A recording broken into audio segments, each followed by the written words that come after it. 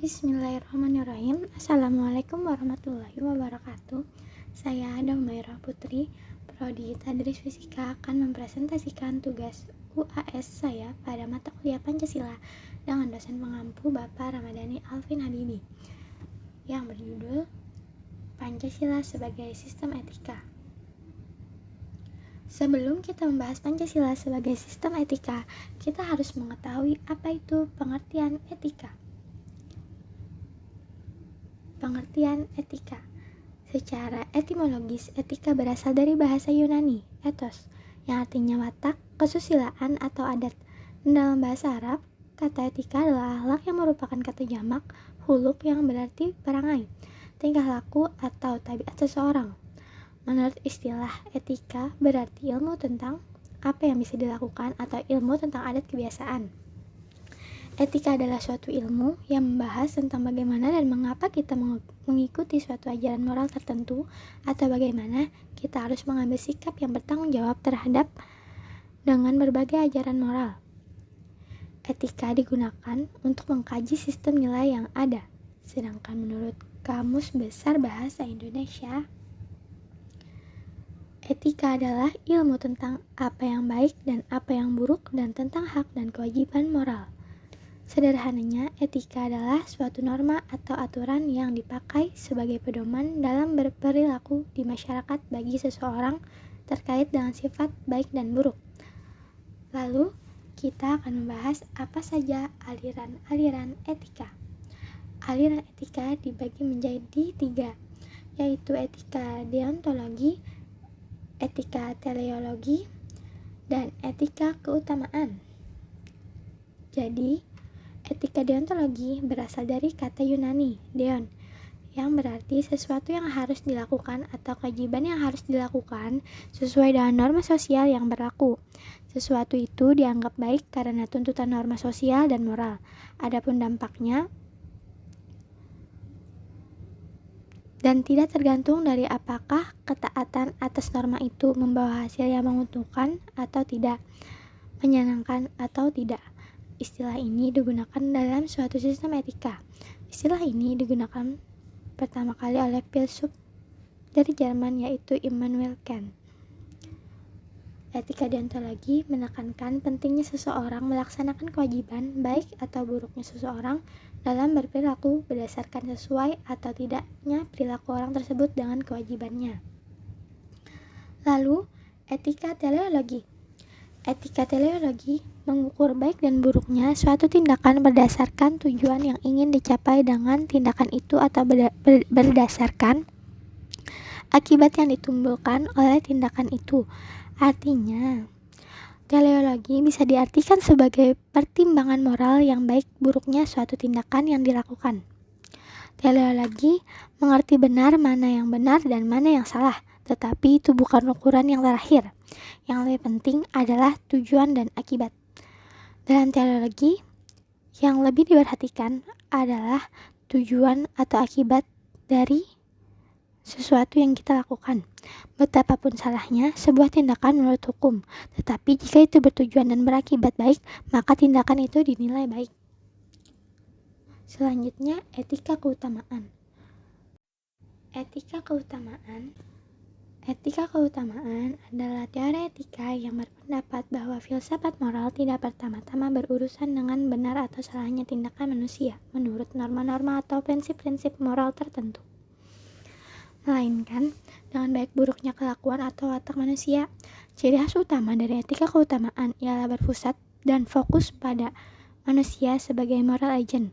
Teori etika ini tidak bertanya apakah perbuatan saya sesuai dengan norma atau tidak, atau apakah perbuatan saya tergolong jujur dan adil, tetapi lebih mengutamakan pada fokus manusia sebagai moral agent. Dan selanjutnya adalah etika Pancasila. Etika Pancasila berbicara tentang nilai-nilai yang sangat mendasar dalam kehidupan manusia. Etika Pancasila tidak memposisikan secara berbeda atau bertentangan dengan aliran-aliran besar etika yang berdasarkan pada kewajiban, tujuan tindakan, dan pengembangan karakter moral, namun justru merangkum dari aliran-aliran besar tersebut. Etika Pancasila adalah etika yang mendasarkan penilaian baik dan buruknya pada nilai-nilai Pancasila, yaitu nilai ketuhanan, kemanusiaan, persatuan, kerakyatan, dan keadilan. Suatu perbuatan dikatakan baik bukan hanya apabila tidak bertentangan dengan nilai-nilai tersebut, namun juga sesuai dengan mempertinggi nilai-nilai Pancasila tersebut. Nilai-nilai Pancasila meskipun merupakan kristalisasi nilai yang hidup dalam realitas sosial, keagamaan, maupun adat kebudayaan bangsa Indonesia, namun sebenarnya nilai-nilai Pancasila juga bersifat universal, dapat diterima oleh siapapun dan kapanpun. Pentingnya Pancasila sebagai sistem etika bagi bangsa Indonesia ialah menjadi rambu normatif untuk mengatur perilaku kehidupan bermasyarakat, berbangsa, dan bernegara di Indonesia. Dengan demikian, pelanggaran dalam kehidupan bernegara dapat diminimalkan.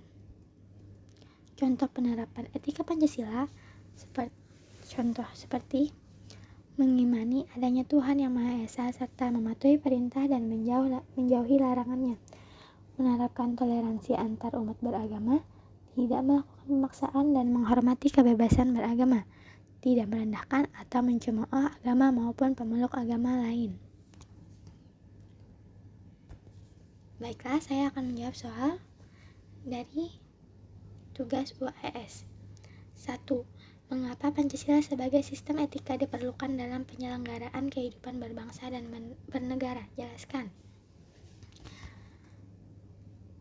Baik, dari Badan Pembina Ideologi Pancasila Republik Indonesia atau BPIB menjelaskan, pentingnya Pancasila sebagai sistem etika sebagai bangsa Indonesia ialah menjadi rambu normatif untuk mengatur perilaku kehidupan bermasyarakat, berbangsa, dan bernegara di Indonesia. Dan dengan demikian, pelanggaran kehidupan bernegara dapat diminimalkan. Pancasila sebagai sistem etika mendasarkan penilaian baik dan buruk pada nilai-nilai Pancasila, yaitu nilai ketuhanan, kemanusiaan, persatuan, kerakyatan, dan keadilan. Kelima nilai tersebut membentuk perilaku manusia Indonesia dalam semua aspek kehidupannya. Meskipun nilai-nilai Pancasila merupakan kristalisasi nilai yang hidup dalam realitas sosial, keagamaan, maupun adat kebudayaan bangsa Indonesia, namun sebenarnya nilai-nilai Pancasila juga bersifat universal, dapat diterima oleh siapapun dan kapanpun. Kedua, jelaskan Pancasila sebagai solusi persoalan berbangsa dan bernegara. Studi kasus korupsi.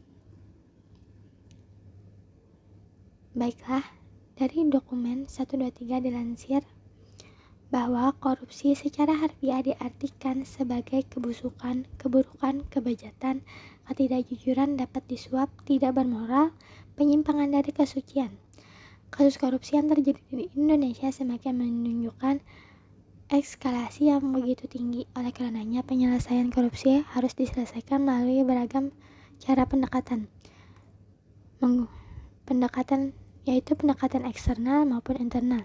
Pendekatan eksternal yang dimaksud adalah adanya unsur dari luar diri manusia yang memiliki kekuatan memaksa untuk orang agar tidak melakukan korupsi. Kekuatan eksternal tersebut misalnya hukum, budaya, dan watak masyarakat. Dengan penegakan hukum yang kuat, baik dari aspek peraturan maupun aparat penegak hukum, akan meminimalisirnya terjadi korupsi. Dengan demikian, terciptanya budaya dan watak masyarakat yang anti korupsi juga menjadikan seseorang enggan untuk melakukan korupsi.